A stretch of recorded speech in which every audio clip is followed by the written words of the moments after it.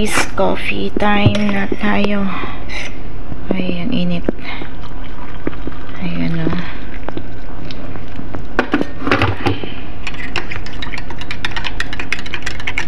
Ay, thank you. Gabi na naman.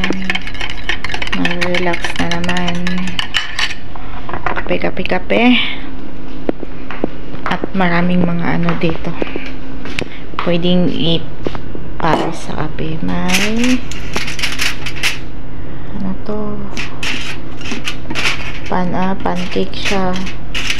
Tinakpan ko kasi, tapos ito sweet siya kasi may okasyon dito palagi, every hapon, kada hapon may ano siya, may tipo-tipo ng mga babae at lalaki, ano yun siya, tawag sa kanilang mga Muslim, Imam Hussein. Ayoko lang mag-explain kasi baka magkamali ako, delikado na. Kaya yun lang, palaging may pagkain dito hapon, mga tinapay. Gusto ko yung ano na, yung matagal-tagal na konti kasi matigas-tigas na siya eh. Ito mo yung masarap po. Mga pizza ito, natikman ko na masarap to, maanghang-anghang. Kaya ito may mga palaman, hindi ko yan type eh. Ito masarap to. Yung kung anong kakainin ko nito eh. Siguro yung pizza na lang ulit. Diba? Ang dami-dami guys. Tsaka yung pag-inuman nila, yung gore. Ayan. Yung mga baso nila ang liliit-liit. Diba? Nakahanda na din yan para bukas. Yan ang palagi kong ginagawa pag hapon na. Ayan yung baso nila. Ayan. Kaya tara, kape tayo.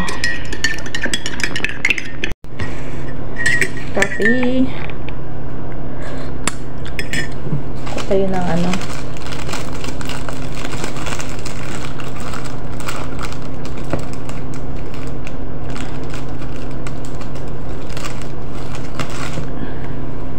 Ayan siya.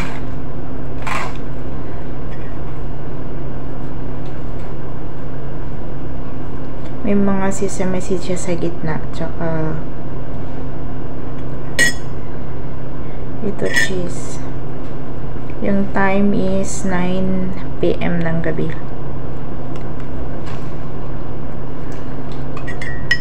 Nakyat na sana ako kaso lang baka magtawag. May hindi kasi umalis kaya katapos ko nito pag walang magtawag alis. Akyat na ako.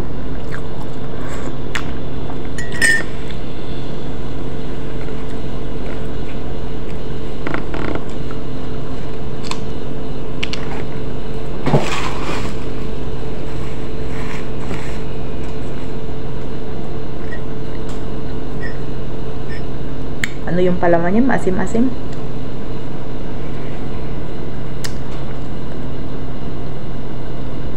Oo, gusto nila yan.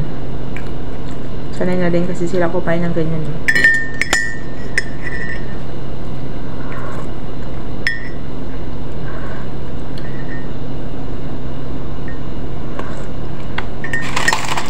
So, maraming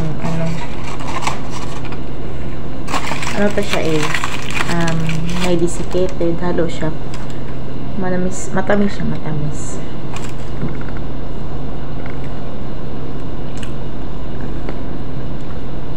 Nakaka-addict na siya kainin eh.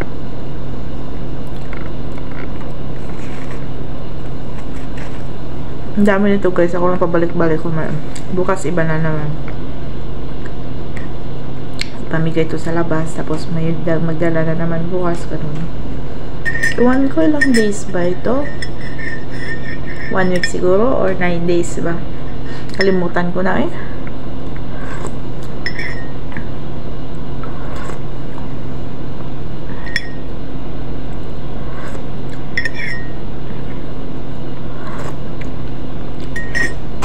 Tinapay.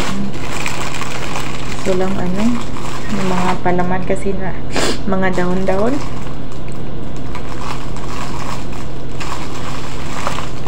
Tsaka malambot.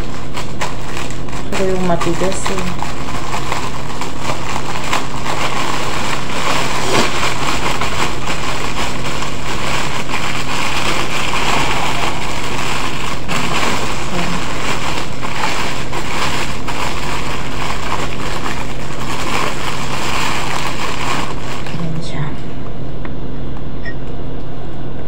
pa naman to sa gitna eh. Tingnan niyo. Di ba? Ano to?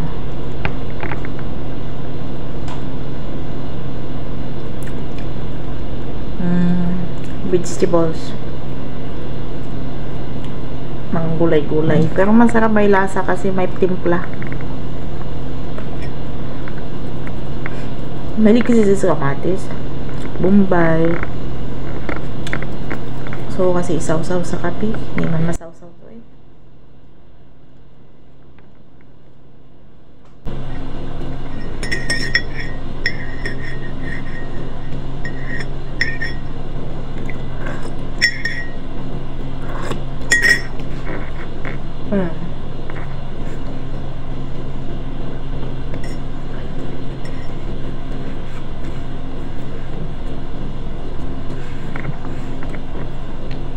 Pero isang ano talaga ba basket. Dami kasing tao pag bago mag alas 5, dito na yan sila. Alas 5, umpisa na yan sila. Parang 4, 5 matapos. Ganun. Mag-iyakan. Hagulhol talaga yung iyak nila. Dito lang kasi ako sa kusina. Dito lang ako sa kusina. Upo. Hindi na ako nagsisert dito eh. Kinukuha na lang nila dito. Kasi bawal makita ng mga lalaki. Ganyan sila dito kay stricto. Hindi pwede pag marami lalaki palakatakad ka dyan magsiserve. Ito lang naman pamilya na to. Sa ibang pamilya okay lang naman magsiserve yung mga katulong. Yung mga walang hijab. Ako may hijab pa nga ako eh. Tundong. Meron. Yung iba wala nga eh. Normal lang sa kanila. Ewan ko dito. Bakit ayaw nila. Ayaw talaga nila. Sa 8 years ko pa naman dito. Walang nagbabago. Ganun pa rin yung suot ko. Magaganito lang ako pag walang tao. Ako na lang mag-isa dito sa baba. Magtatanggal ako kasi ang init-init eh. Parang lalo na paakyat na ako.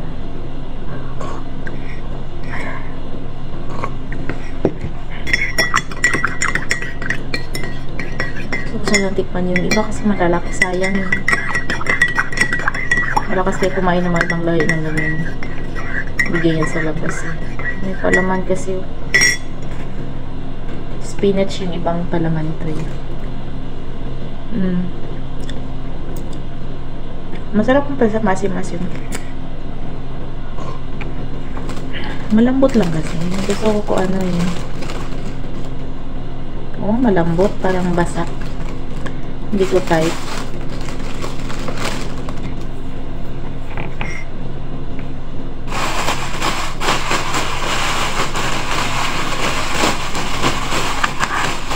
May mga star. Walang mata sa tinapay ng Pinas, diba? Sarap-sarap. Meron dito ang lalaki. Mga 5, 1 kg yung 1 kg dito. Ano na yan eh? 190. 190 na yung equivalent niya sa piso. Exchange rate 190 or 189 ganun. Yung 1 kg dito. Ang tinapay na 1 kg, ang lalaki talaga 5 na ang lalaki. Yung sa atin, iwan ko sa atin ngayon eh, kasi mahal din tinapay sa atin, pero parang lang maganyan yung tinapay sa atin.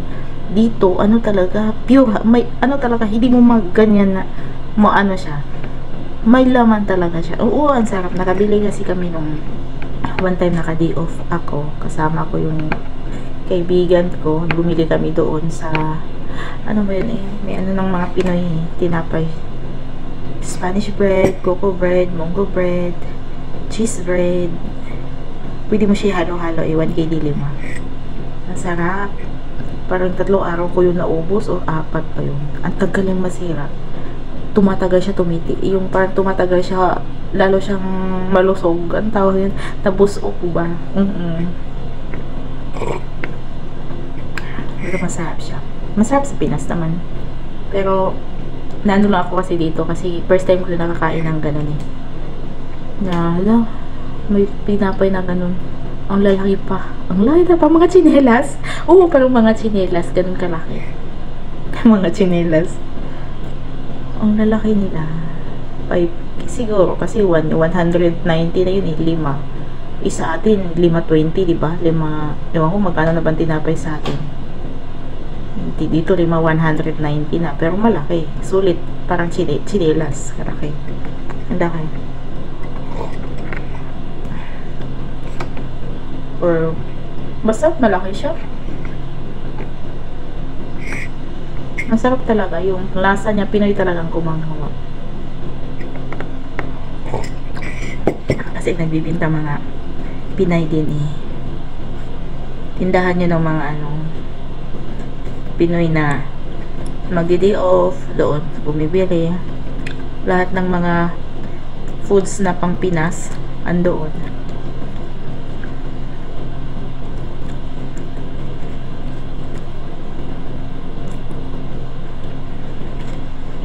Nipis-nipis ng niya, tinapay niya. Ang dami-daming palaman. Sa atin, ang laki ng tinapay, ang kunti lang yung palaman. Kasi mas mahal yung palaman kaysa di ba, Harina? Dito ang ng kubos, mahilig kasi sila sa kubos kasi yung nila na tinapay dito. Kubos man to. Ginagawa. Pa siyang pizza, tapos gini-slice lang.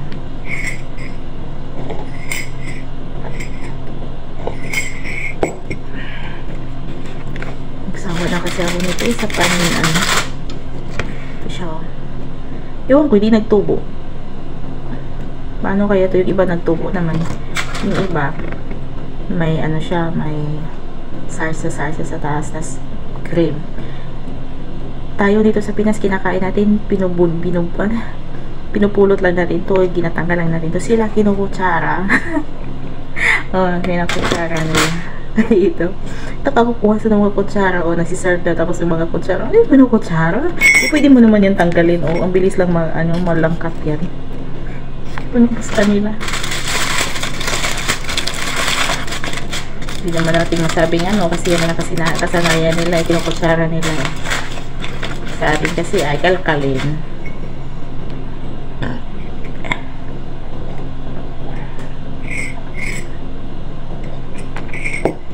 Ayan, thank you sa pagsama ko sa pag-inom ng kape at sa pagkain ng mga pangalan yan, mga tinapay na kubos na may mga palaman. Kaya thank you for watching guys. God bless everyone. Bye bye.